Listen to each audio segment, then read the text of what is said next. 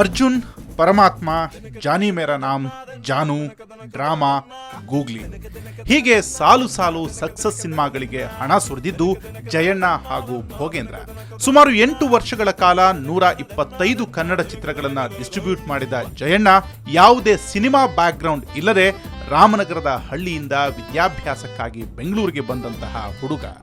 ಓದು ಮುಂದುವರಿಸಲು ಹಣವಿಲ್ಲದೆ ಹೊಟ್ಟೆಪಾಡಿಗಾಗಿ 500 ರೂಪಾಯಿ ಸಂಬಳಕ್ಕೆ ಅಭಿಮಾನ್ ಚಿತ್ರಮಂದಿರದಲ್ಲಿ ಬ್ಯಾಲ್ಕನಿ ಟಿಕೆಟ್ ಕೊಡುವ ಕೆಲಸದಿಂದ ಶುರುವಾದ ಸಿನಿ ಬದುಕಿನ ನಂಟು ಇಂದು ದೊಡ್ಡ ನಿರ್ಮಾಪಕನ ಸಾಲಲ್ಲಿ ತಂದು ನಿಲ್ಲಿಸಿದೆ. ನನ್ನ ಊರು ಬಂದು ಒಂದು ಹಳ್ಳಿ, ಹೆಸರು ಬಂದು ಚೌಕಳ್ಳಿ ಅಂತ. ಅದು ರಾಮನಗರ ತಾಲೂಕಿನಲ್ಲಿದೆ. ಇಲ್ಲೇ ಒಂದು 40 ಕಿಲೋಮೀಟರ್ ಆಗುತ್ತೆ ಬೆಂಗಳೂರಿಗೆ. ಅಲ್ಲಿಂದ ನಾನು ಬೆಂಗಳೂರು ಓದೋಕ್ಕೆ ಇಂಜಿನಿಯರಿಂಗ್ ಸ್ಟೂಡೆಂಟು ಓದೋಕ್ಕೆ ಬಂದೆ. ಫೀಸ್ ಕಟ್ಟಕ್ಕೆ ದುಡ್ಡಿಲ್ಲದೆ ಇಂಜಿನಿಯರಿಂಗ್ ಹೋಯ್ತು. ಅಭಿಮಾನ್ ಥಿಯೇಟ್ರು ಗೋರಿಪಾಳ್ಯದಲ್ಲಿ ಒಬ್ಬ ಬುಕ್ಕಿಂಗ್ ಕ್ಲರ್ಕಾಗಿ ಕೆಲಸಕ್ಕೆ ಸೇರ್ಕೊಂಡು ನಾನು ಆ ಥಿಯೇಟ್ರಿಂದ ಇಲ್ಲಿ ಗಂಟ ಬಂದಿದ್ದೀನಿ. ಅಭಿಮಾನ್ ಥಿಯೇಟ್ರು ಗೋರಿಪಾಳ್ಯದಲ್ಲಿತ್ತು, ಅಲ್ಲಿ ಕೆಲಸಕ್ಕೆ ಸೇರ್ಕೊಂಡು ನಾನು. ನನ್ನ ಥಿಯೇಟ್ರ್ನಲ್ಲಿ ಕೆಲಸಕ್ಕೆ ಸೇರಿಕೊಂಡಾಗ ನನ್ನ ಮೊದಲನೇ ಸಂಬಳ 500 ರೂಪೀಸ್. ಇವತ್ತು ಆವಾಗಿದ್ದದ್ದು ಸುಖ ಈಗೂ ಇಲ್ಲ ನನಗೆ. ಯಾಕೆಂದರೆ ಈಗ ವರ್ಕ್ ಟೆನ್ಷನ್ ಇದೆ, ಆವಾಗ ಅಷ್ಟೊಂದು ವರ್ಕ್ ಇರಲಿಲ್ಲ, ಬಟ್ ನೆಮ್ಮದಿ ಇತ್ತು. ಗಾಂಧಿನಗರದಲ್ಲಿ ಚಿಕ್ಕ ಆಫೀಸ್ ಮಾಡಿಕೊಂಡು ಭಾಷಾ ಹಾಗೂ ಪಾಲ್ ರವರ ಕಂಪನಿಯಲ್ಲಿ ಸಿನಿಮಾಗಳನ್ನ ತಂದು ವಿತರಣೆ ಮಾಡ್ತಿದ್ದ ಜಯಣ್ಣನಿಗೆ ಆನಂತರ ಸಾಥ್ ಕೊಟ್ಟಿದ್ದು ಭೋಗೇಂದ್ರ. ಅಂದಿನಿಂದ ಇಂದಿನವರೆಗೂ ಇವರಿಬ್ಬರದ್ದು ಭಲೇ ಜೋಡಿ. ಭೋಗೇಂದ್ರ ಇಲ್ದಿದ್ರೆ ನಾನೇನೂ ಇಲ್ಲ ಅಂತಾರೆ ಜಯಣ್ಣ.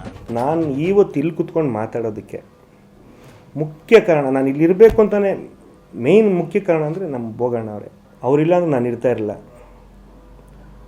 ಅವ್ರಿಗೆ ಒಂದು ಮಾತಲ್ಲಿ ಹೇಳಬೇಕು ಅಂದರೆ, ನಾನು ನಮ್ಮ ತಂದೆ ನೋಡಿದ್ದೀನಿ, ನಮ್ಮ ಅಣ್ಣ ತಮ್ಮದಿರಿದ್ದಾರೆ, ಎಲ್ಲ ಸಂಬಂಧಗಳು ಇದ್ದಾವೆ.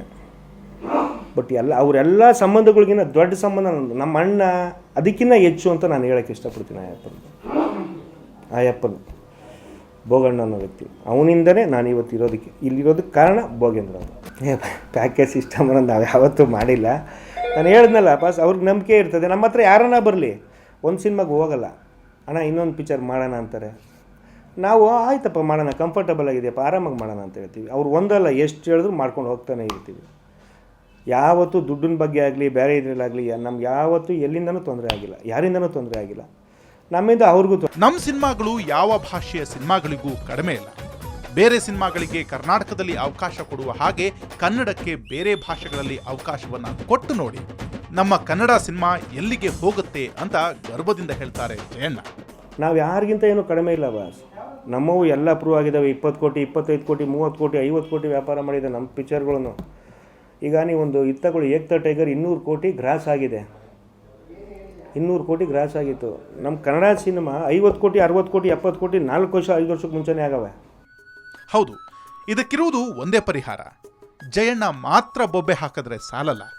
ಕನ್ನಡ ಚಿತ್ರರಂಗದಿಂದ ಹೊಟ್ಟೆ ತುಂಬಿಸಿಕೊಳ್ತಿರುವ ಪ್ರತಿಯೊಬ್ಬನೂ ಇನ್ನು ಈ ಕೋಟಿ ನಿರ್ಮಾಪಕ ರಸ್ತೆಯಲ್ಲಿ ನಡೆದುಕೊಂಡು ಹೋದ್ರೆ ಯಾರೂ ಈತ ಪ್ರೊಡ್ಯೂಸರ್ ಅಂತ ನಂಬೋದಿಲ್ಲ. ಯಾಕೆಂದ್ರೆ ಮೈ ಮೇಲೆ ಒಂದು ಚಿನ್ನದ ಚೈನು ಇಲ್ಲ, ಕೈಯಲ್ಲಿ ಉಂಗ್ರಗಳೂ ಇಲ್ಲ.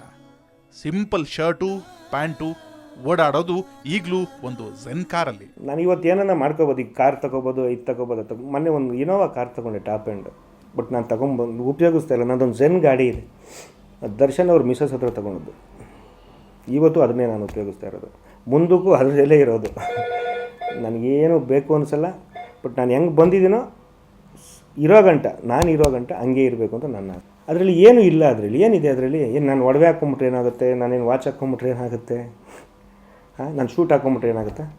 ನನ್ನ ಸ್ಫೂರ್ತಿ ಅಣ್ಣವ್ರೆ ಆ ವಿಚಾರದಲ್ಲಿ. ನಿಜವಾಗ್ಲೂ ಜೈನ್ ನನಗೆ ಹ್ಯಾಟ್ಸ್ ಆಫ್.